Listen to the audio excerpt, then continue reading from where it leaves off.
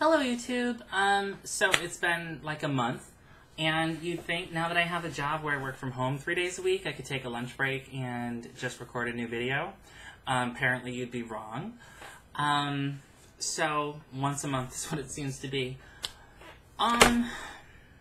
So I don't, not that my videos tend to be, extremely well planned out and a lot of notes taken and, structure present even a little.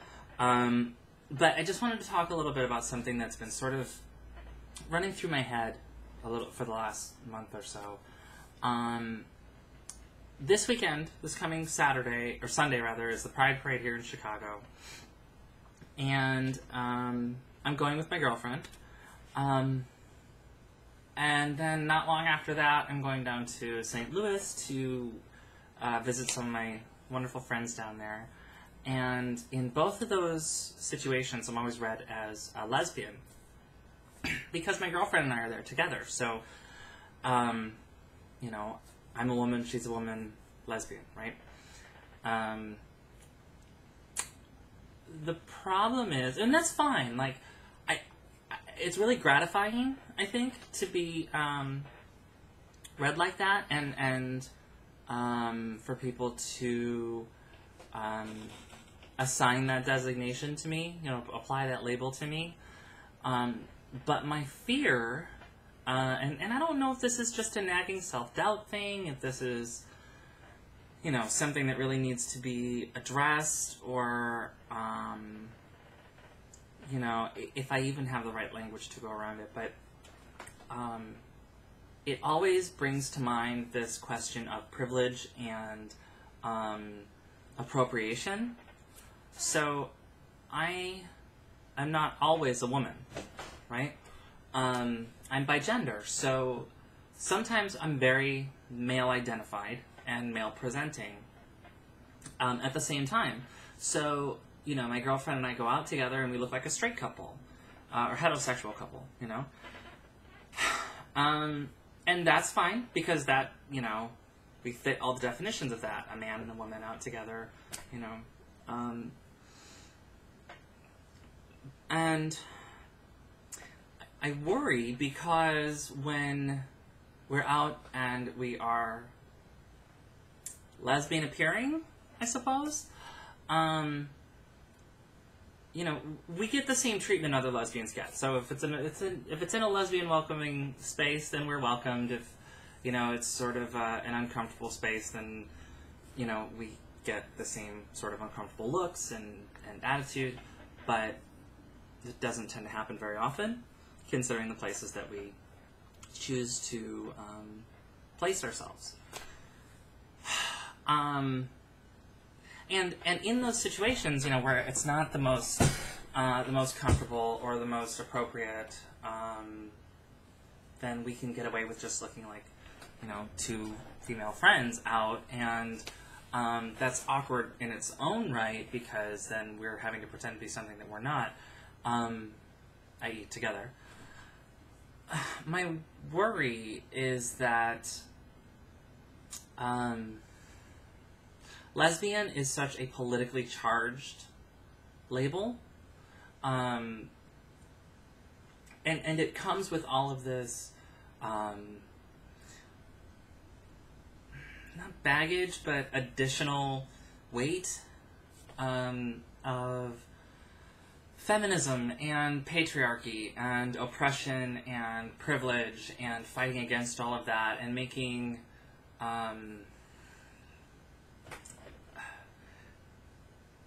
political choices in a way that gay men almost don't have to do, or don't do.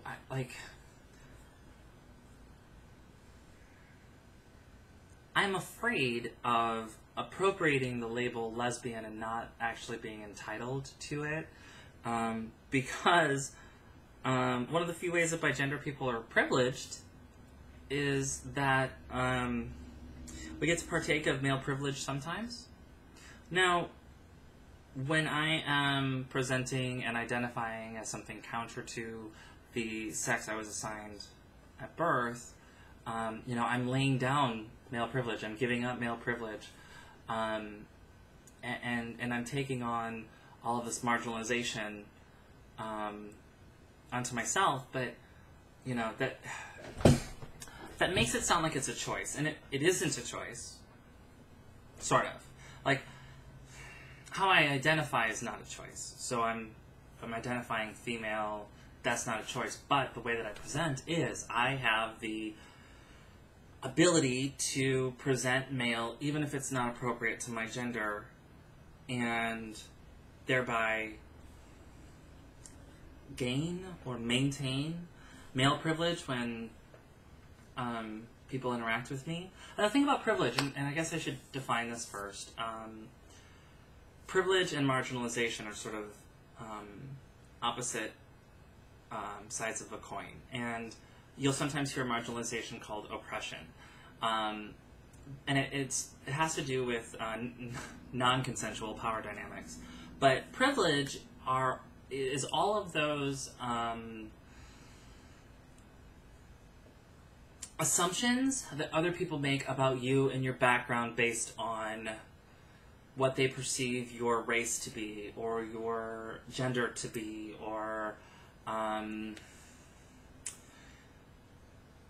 your cis versus trans history, you know, your sexuality. All of this stuff has a privileged class and a marginalized everybody else. And of course, the most privileged people in our society are white males. White, heterosexual, cissexual males. And I can appear to be all of that. And I get all of that privilege and assumption, which is, you know, basically like, when I see things in the media, they're more likely to reflect what I would experience, or what somebody else who fits that profile would experience. You know, it's the predominant story of our culture. And so people make assumptions. If they see that you are a white, heterosexual, cissexual male, or they assume any of that's true, then they're going to assume other things about you. So, you know, male privilege is, you know, the assumption of competence. And I've talked a little bit about this before. And the counter of that, the female marginalization, is the assumption of incompetence. And that's things like, you know, certain classes of information and assumed knowledge base that men have and women don't, or at least the assumption goes, you know. And it's like, yeah, there's a lot of resistance to the idea of privilege. Of course, the resistance comes from those who are privileged, but the idea being that, you know, if you're a white, cissexual, heterosexual male, that doesn't guarantee you success in life. It doesn't guarantee you financial success, and it doesn't mean you're not poor, or that you never were poor, or that you never, you know, experienced hardship in your life. It just means that you're going to have an easier time climbing out of that hardship than somebody who is black, or homosexual, or a trans woman, or a woman, or, you know, any combination and intersections of those. You know, those privileges are just assumed to the point that people don't even notice them. There's something called, there was an essay called Unpacking the Invisible Knapsack, and it talks about white privilege being like this invisible backpack that you carry around that's full of passwords and passports and money and just all of these secret manuals that you don't realize you don't have access to. And it's, you know, some of the things are, when I turn on the TV, I can assume that I'm going to see people of my race. I can feel comfortable that the majority of advertising dollars are going to be spent catering to people of my race, or, you know, various other things. So it's it's easy for a privileged person to appropriate the stories, culture, and labels of marginalized people, and things like white American women getting henna on their hands for their wedding because they think it's pretty, and not understanding that for the Hindi women who do that, it carries a certain cultural story and a cultural weight and meaning that it doesn't carry for, you know, a white American woman. Or, I actually ran into this amongst bigender people, and I'm not going to tell anybody that they're not allowed to use whatever label makes them feel comfortable and like a person, okay? But there's this concept called two-spirit, and it comes from certain Native American cultures where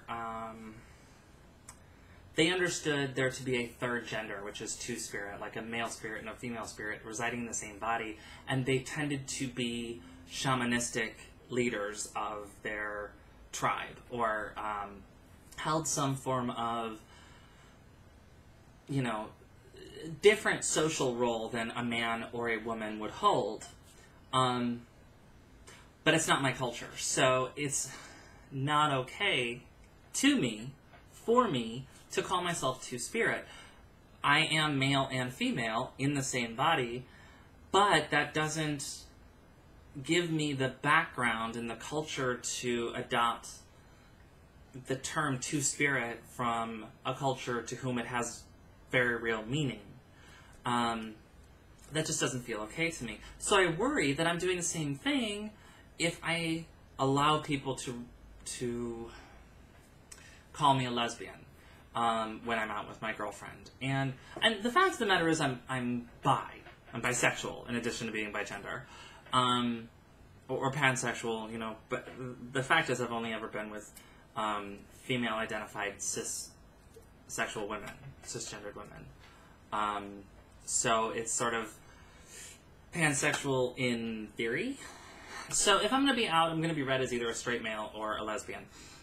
And I'm okay with that, except that I want to make sure, like, I worry that other lesbians, if they knew that I was a trans woman, and not just a trans woman, but a bigendered trans woman, would object to me being called a lesbian, or calling myself that, or allowing myself to be called that, or interacting in a way that, you know, interacting with society or other people in ways that lend themselves to that label being applied to me. You know, one of my favorite people is a trans woman who identifies as lesbian, and her name is Morgan, and she's a YouTuber as well, and you can find her at Trans Labyrinth, all one word, and she's awesome. But she's a woman. She's a woman all the time, and she is, you know, she's female. She's not bigendered. She's monogendered. She just happens to be trans as well. But she's a woman who loves women, so she's a lesbian. Like, she fits the core definition, right? I am a trans person who oftentimes is a woman who loves women, but sometimes I'm a man who loves women, and I feel like a thief sometimes, like I am stealing their label and identity, and I'm getting a phone call, and I'm going to mute it. Sorry about that. So I worry, you know, that I'm sort of absconding with this label. And you know, the reason I brought up pride is because last year, my girlfriend and I were standing on the street, and we were, you know, sort of holding hands or arm in arm or something, and these two guys walked by, and they're like, "Hi, lesbians," and so we replied, "Hi, gays," you know. But, you know, it was just, it was really one of the first times that I was so actively read as a lesbian. And then when I went to Yale with my girlfriend, you know, it was female the whole time, and there were some moments where we didn't necessarily feel comfortable being read as lesbians because we didn't feel safe. So, you know, I do have to experience that sort of homophobia in addition to the transphobia sometimes. But, you know, like, other times I'm just out with my girlfriend, and she's out with her boyfriend, and, you know, we don't have to worry about homophobia or transphobia or racism or you know, any of those things, because we carry privileges as a heterosexual couple and as a white heterosexual couple, and you know, and because we give up those privileges, sometimes I worry that, you know, it's offensive to marginalized people, to women, to lesbians, you know, for me to own that phrase. It's part of the reason I say bisexual or pansexual, because, well, in addition to, you know, it just being a true description of my sexual orientation, it's also gender neutral, so it doesn't carry that same kind of political weight that lesbian does. And, you know, like, woman is a lot of the same thing, you know? I'm a woman sometimes, but other women don't get to not be a woman if they don't want to, or if it's too hard, or if it's scary, you know? So that's sort of like the other side of being bigender, is like well, I don't know about the other side, but you know, it's one of the aspects of being bigender that I'm not as comfortable with as others. Like, I get to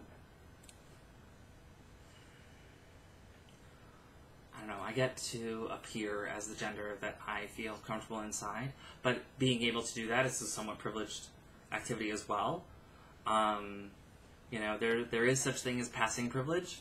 I'm lucky enough to pass most of the time as, you know, a cis woman rather than a trans woman or trans appearing woman. You know, I'm uncomfortable with it. The thing about privilege is that it's not something that you choose. It's not something that you seek out, but it is something that other people put on you and use when interacting with you. And I don't know how to always be cognizant of the privileges that I have, or I'm trying to learn what the right thing to do is when I recognize that I have a certain privilege, and not, you know, be offensive to those who are not privileged, who are marginalized in that particular way. It's hard. It's really hard, and I don't have a conclusion. I'd be very interested to hear comments, video responses. You know, I think this is a great topic of conversation. I know there's some other bigender YouTube vloggers who, you know, subscribe to me. I would love to hear their take on it. You know, and just get a better understanding of how my privilege intersects with my life and the things that I do and don't do and ought to be doing. So that's all I had for today. It's, you know, long, because none of my videos are short. Hope it was worth it. But join us at bigender.net. I'm going to post this there as well, so maybe there'll be a good discussion following after that. Check out Unpacking the Invisible Knapsack. Those kinds of privilege audit lists exist for white privilege and male privilege and, you know, passing privilege and cis privilege and various other things. So, check that out. Educate yourself. Please, please, please help educate me. Yeah, that's what I had. So it's going to be 20 minutes now. Sorry. Join us at bigender.net in the forums if you don't already. Oh, I mentioned in my last video that there was something really cool that was in the works. Well, it fell through. I had been contacted by 2020, a researcher at 2020, to do a story on bigender people, thanks to the study that had been done being in the news and various other things. But unfortunately, when he made his pitch to his higher-ups, they did not bite on it, so it's not going to work out. So it would have been cool, but, you know, if anybody else wants to talk to me in the media, please send me an email at brin@bigender.net. Anyone else can email me there too. Send me a note on YouTube. Comment below. find me on Formspring at formspring.me/BrinConvenience. And there's lots of ways to get a hold of me. So, until next time, bye YouTube.